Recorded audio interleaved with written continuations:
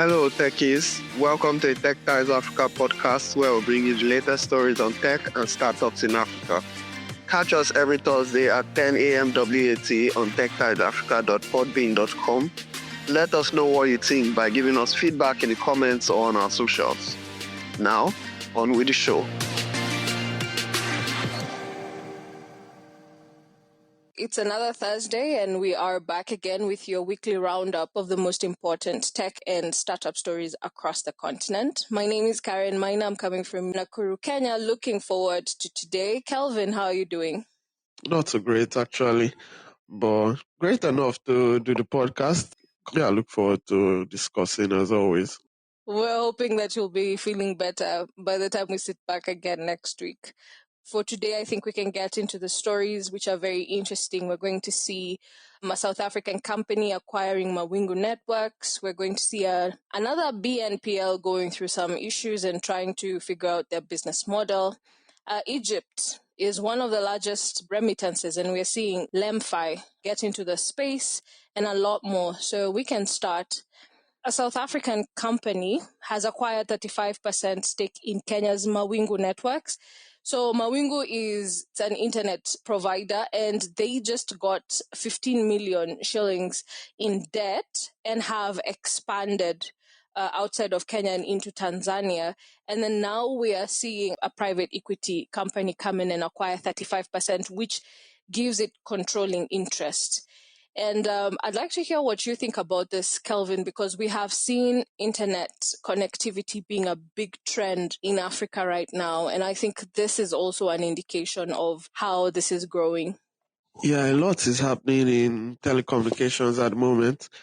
It's almost like every week we see something new, something interesting. The way I think about it is it just improves the connectivity we have as a continent. Of course, we need better regulations like AFCTA that we did an article about on Startup Graveyard. But for me, I feel like internet is just one of those important aspects of connectivity. So I believe it's a good move, and we are definitely going to see more from telcos this year. The main thing at the moment is the regulator is trying to see and go through this deal to be sure that it doesn't lessen competition for the market, but it doesn't seem like that will be an issue because the name Mawingu Networks is a player in the market, but it isn't like the monopoly in the market. So it looks like the deal will go through. Yeah, I think it's a positive move and a trend that we have been seeing a lot with telcos this year. Yeah, and I think you've mentioned something that also caught my interest, which is the cross-border investment, where we're seeing an African fund actually move across borders and invest in another African company, which is really cool. And I hope to see a lot more of that happening as we move forward, where we're seeing Africans invest in Africa, and it's something that we're seeing all the time here. So I'm really excited about that, hoping to see it as a trend where we're seeing perhaps bigger equity funds and investors in the bigger markets, the big four as we call it, investing in companies in other countries and seeing more innovation and startup growth. That would be a really cool trend to see. It will be, yeah. Moving over to another story in Kenya, a startup called Wabeh scales back its BNPL rollout to focus on select markets and their underwriting. We had a conversation with a founder in the BNPL space a couple of weeks ago. So we are seeing a number of players in the BNPL space. There's definitely opportunity there. But at the same time, there are challenges with, defaults being a major one, and also regulation in this space is not really clear yet. So yeah, Wabeh has taken a step back to assess their strategies. Maybe we'll see them come back with a different business model, or maybe they'll come back with a different focus of the market. Only time will tell. Yeah, absolutely. And I think this is the second BNPL company in Kenya that we're seeing having issues, which leads me to wonder, is there a problem with the market, with the trustworthiness of the people in Kenya, or is there a problem with the business model? Because one of the biggest reasons that we're seeing them go through this struggle is, number one, customer defaults, and then obviously cash flow issues, which is a major issue if you're going to be in the fintech space. And I think it's a problem that anyone in the fintech space faces. How do you ensure that customers pay what they owe, and how do you ensure that you have enough cash flow to support the vendors that are under you? So Wabeh actually, first the report that came out was that they were shutting down, and then they revised that to say that they were not shutting down. They were simply going to slow down on some spaces and focus on others. So they're going to focus on underwriting and selected markets and vendors, and they're going to exit some others. So I think they're trying to look at their business model and fix it so that it's working. But I think all in all, this is an indication that there's a problem with the service, with the clients that they have. And I think it tells us that there's still a lot of work to be done in this space to create a business model that actually works and to ensure that whoever you're lending to is actually credit worthy. And I think that's one of the things that the CEO for Vind was talking about with their AI solution. So it's definitely a very necessary tool for people in this space. Yeah, and I'm looking forward to seeing buy now, pay later companies start to succeed, not just in Kenya, but in other African markets, because I think at the moment they are struggling. Yeah, they are struggling, especially with defaults, because, part of the reasons they have the cash flow issues is because of the defaults. If you're giving money and you're not getting as much money back, then you don't have more money to give to other people. So that introduces a cash flow problem for a startup that doesn't have unlimited money. Unlike commercial banks, even commercial banks don't have unlimited money, but they have a lot of collateral that they can use to recover the money. But with BNPL, you're trying to use other ways to determine creditworthiness. So I believe what they are doing, taking a step back while it's early, you don't wait until it's too late before you do this. Take a step back, reassess what you're doing, and then come back again. I hope we see some more positives, because I think, like you said, this is another startup that is struggling in the Kenyan BNPL space. Yep, absolutely. So let's shift to North Africa. Egypt is one of the largest markets for remittances in Africa. Actually, I was looking at some research that shows it is the largest at the moment, receiving 22 billion in remittances in 2024. And LemFi, I hope I'm saying that right, wants a slice of that pie. So for those who don't know, LemFi it's a digital remittances startup that targets African diaspora flows, and it is making a strategic move to serve Egypt, which is a really good move, seeing how big of a market this is. They are a growing market that's underserved, and so LemFi is hoping to take advantage of that. And we're seeing more Africans abroad looking for seamless and cheaper, instant ways to send money home. And I think this is a key player in that space. If they can navigate local licensing and regulations, this is a really great market. Yes, it is. I believe Nigeria as well has a very large remittance market, about the same size, because that's just one of the things for Nigerians. When you go abroad, you're always thinking about sending money back once you've secured better opportunities.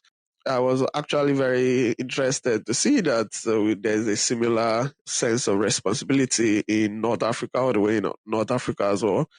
It's cool to see some of these similarities, but beyond that, LemFi has been making a lot of moves in this space. They are expanding. Egypt being their most recent destination, their 31st destination, apparently, because they have made moves into Europe and Asia. And they've just been on a roll at the moment. They are making acquisitions.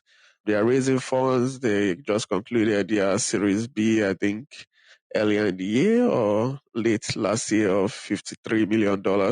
So they are making a number of moves, and it's very good to see a player succeeding in this space.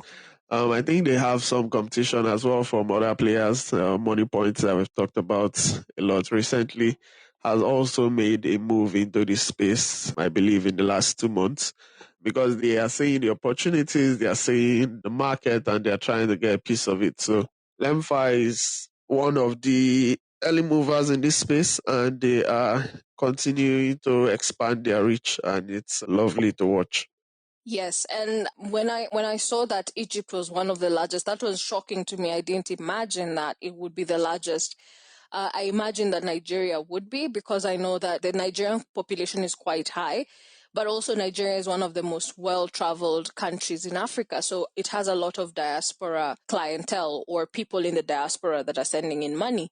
So I tried to do some research, and I found this on afridigest.com in case anyone wants to go and check it out. And Egypt was at 22.7 billion, but their year-on-year growth, so their growth from 2023 to 2024 was 16%, which is crazy and large. And then Nigeria comes second at 19.8 billion, but their growth is quite slow because it's at 1% right now. So I do think that the growth of amounts of remittances has slowed down for Nigeria. And then number 3 kind of shocked me because I didn't expect it to be there, and that's Morocco at 12 billion with a 2% growth rate, which is also quite slow, but very large remittances. I did not expect to see Morocco there. And then at number 4, we have Kenya at 4.8. That's like a $8 billion difference between Morocco and Kenya. $8 billion. Yes.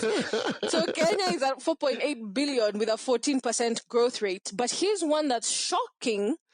Ghana comes in at number 5 with 4.6 billion in remittances at a 91% growth rate, which means Ghanaians are traveling a lot more and starting to send money home a lot faster. So Ghana is definitely a country to watch out for if you're a founder in the fintech space and looking to leverage remittances, because their growth rate is insane at 91%. Wow, 91% is a lot. Yeah. And they're right on the heel of Kenya. So if we're not careful, they're overtaking us in terms of remittances coming into the country. That's very curious statistics. And something that I just picked up from what you said is that LemFi is in pretty much all of those countries. I know for sure they're in Morocco, Egypt, as we've talked about, and Nigeria. Kenya and Ghana, I'm not too sure about those. So they are definitely looking at the market. They are looking at these reports and they are making their moves. I mean, they are in the top 3 from the list that you've talked about. So they are definitely looking at these markets to see how they continue their expansion efforts. Now that you talked about these reports, I'm very curious about what they do next. I wouldn't be shocked if Ghana is on their list. I will be shocked as well. Because they really. are in Kenya. I don't know if they're in Ghana, but I know that they're in Kenya. Oh, yeah. So that's 4. Yep. Wow. Okay. I guess we'll shift focus to South Africa, where Meta, once again, is facing a scandal. I don't know. It seems anytime I hear about Meta these days, it seems to be like some legal case, some negative news. For me, especially growing up and trying to make a career in tech, I've always been a fan of Mark Zuckerberg, founder of Facebook, and then now the broader company Meta. So I'm a big fan of his. I have followed as much as I can follow about his career. I mean, early on, not so much in recent years. So having to see them in one scandal or the other, it's tough. It's tough as a fan. But yeah, they have another situation in South Africa, and it has to do with a company, the digital law company, and filing a contempt of court application against Meta. The reason is that they failed to provide user data tied to explicit consent involving South African school children. And this is a very serious issue. This is not an issue to be taken lightly. Meta said they have complied to the request, but the law firm insists that they have not given everything that they should give, and they are still not blocking the accounts, all of the accounts that are distributing this content. So that's currently the case, and I would like to hear your thoughts on this, Karen. Yeah, I think this just talks about the trend that we have been seeing here, Kelvin, for the last couple of months on regulation and data protection. So there's a lot that's going on in Africa when it comes to privacy laws and data sovereignty. They're becoming very hot topics for the African continent, and it's because we're now beginning to see regulations taking shape, because for a long time we didn't have clear regulations on what it means for your data to be private, what it means for us to have a say in the way that the African data is used, especially when it comes to foreign international companies. And so a lot of companies were able to fly with a lot of things under the radar because regulation was not clear. But as regulation becomes more clear, and also as education becomes very clear, and I think AI has done a lot to make this an even bigger subject, because now people are very attentive to the way that their data is being used. And as we become more digital as a continent and the regulations become more clear, then this becomes a very important topic for us. And I think for a lot of these companies, they're still learning how to operate within these regulations. Now, for Meta, this is a serious issue because it has to do with children. The question then becomes, how much is the amount of data you need to share and how much can you not share?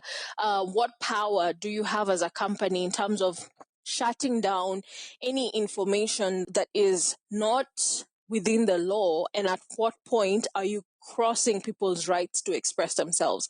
So I think it's a very gray area, and it's going to keep being a hot topic for a while because we are still creating these regulations and we're still educating ourselves as a people on what it means. But we are seeing a rising scrutiny of global tech giants, and it's in the US. You can see that happen. You can see it happening in Europe. And now we're seeing it start to happen in Africa. And I think that's just because regulation is becoming more clear. We're becoming intentional with creating laws to protect our people. But at the same time, we're trying to ensure that we own the rights and the power to our own data. So I think this is going to be a trend that we're going to keep seeing. We're going to see a lot more companies come under scrutiny, and this is going to set precedents for tech regulation in Africa. And we're going to see a lot more of it happening and a lot more people being aware of what can and cannot be done with their privacy. I agree with you. The rise of data protection laws and data sovereignty policies are making these tech giants have to rethink their data sharing and data collection strategies in the African market. And yeah, it's good to have this regulation. We did an article on this on Star Premier as well, where we talked about the countries that are making policies in this space. I mean, we'll see how this court case turns out, but when I start to see big tech companies in the news, and Meta has been in the news a lot for data protection issues, as we say in Africa, there's no smoke without a fire. So there's definitely something that they need to do. There are some adjustments they need to make, else they'll keep on finding themselves in this situation. So I guess we'll see how this one plays out. Their case with Nigeria is also still playing out at the moment, so we'll wait for a verdict on this. 100%. And let's move on to some good news. We have 10 African fintechs that have made it to the top 300 fintechs in the world. That was done by CNBC. 10 African fintechs. I'm really excited about that. Now, I do have to say this, and I always say this: Nigeria, slow down, calm down. How is it possible that out of the 10 companies, half are from Nigeria? Half the companies are from Nigeria. And then we have 2 from Egypt, 2 from Kenya, 1 from South Africa. I mean, my people, calm down. Allow the rest of us to catch up. Nope. We are pushing on and we are pushing on. There's no slowing down. We have to kind of do things like this to make up for a lot of the other areas we are lacking in. For example, power. Well, yeah, it's positive news, very positive news. for me, I think part of it is a numbers game. We are just many Nigerians, 200 million Nigerians. It increases the odds, of some of us being successful. But on a more serious note, fintech is like the hottest area in the African startup tech space. So you're definitely going to see more success in this area. When I saw the publication, I knew that definitely there'll be Nigerian companies on the list, but I wanted to know what other startups or other companies will be on the list and from what countries. So like you said, there are 2 from Kenya, 2 from Egypt, and 1 from South Africa. So yeah, Kenya is also on the board. All hope is not lost. You have your people on the board too as well. I'm not happy at Karen. all. So I'm not yeah, happy at all. why not? I need Kenya to be having 5 of them. Half should be from Kenya. I don't understand. Well, one solution you can turn to is to increase your population. Our country It's a is numbers small. We are game. not now. We don't have enough space.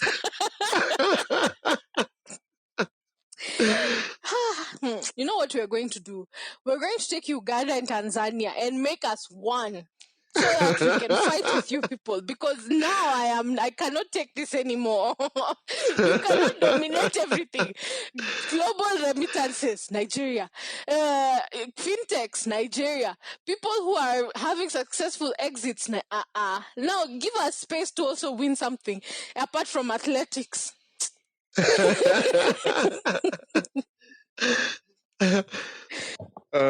With time, maybe we'd see. I mean, we are definitely seeing a lot of the big 3 catch up and even surpass Nigeria in some other metrics, like we just talked about with Egypt and the remittance market growing at a higher rate over there. So yeah, it's definitely a lot more space, and the continent is continuously expanding. Connectivity, telcos are the ones really doing too much at the moment. They are doing a lot of work to create the infrastructure that in the next, say, 10 years, 20 years would really increase the opportunities in the digital space. So as much as in the global economy at the moment, we are experiencing some challenges, I believe this is still a very good time to set your camp in Africa, because the opportunities are going to be endless at some point. Yep. So yeah. 100% agreed. Yes. Rounding up, Rally Cap has partially exited its investment in South African fintech startup Stitch.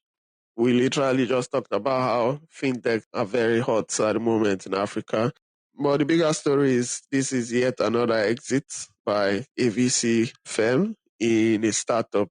Even though the details of it are not disclosed, it just adds to the growing list of exits we've seen Moniepoint in recent times.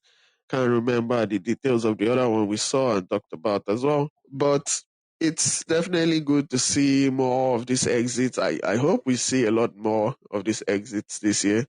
And yeah, VCs, this is the time to, again, like I said previously, I believe now is the time, now that things are slowing down or have slowed down in the last 2 years in terms of funding.